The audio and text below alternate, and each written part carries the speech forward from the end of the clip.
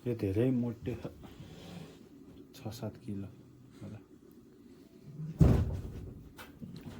कति खान्छ यसले?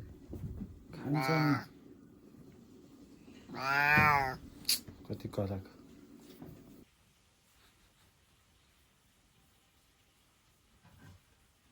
सोच छ के यो कराउँदैन बाँधेर राख्दै पनि चुपो लागेर बस्छ। सिधै हेर्नु नि त्यहाँ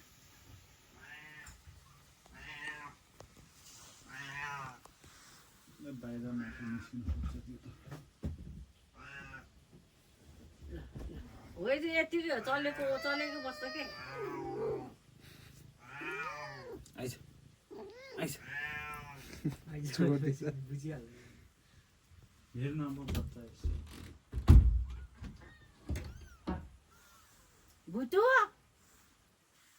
त्यहाँ कम डह्रो छ दियो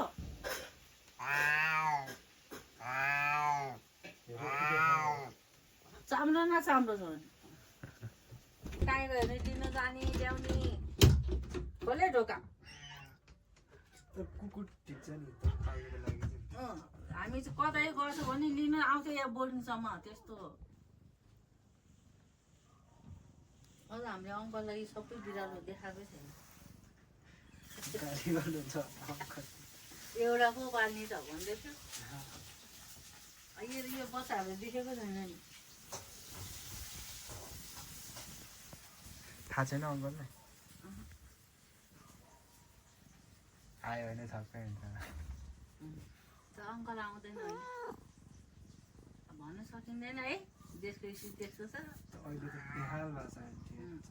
अझै यस्तो युद्ध पऱ्यो भनेदेखि त कहाँ जेको पनि भाउ बढिरहेछ अहिले। युद्धको कारणले गर्दाखेरि तेलहरू नै सर्टेज हुन्छ भने त्यस्तो हल्ला। मैले तेल खाने तेल 50 रुपियाँ दिए हो।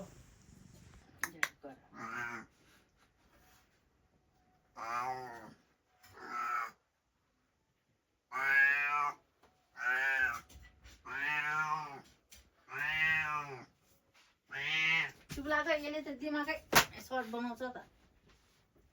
कोही बेला त छोडिदिनु जस्तो लाग्छ मलाई। छोडिदिन्छु भने आज छोडिदिन्छु भने त्यसलाई फेरि विगत काम गर्छ गाली खान्छ के गरौँ भयो।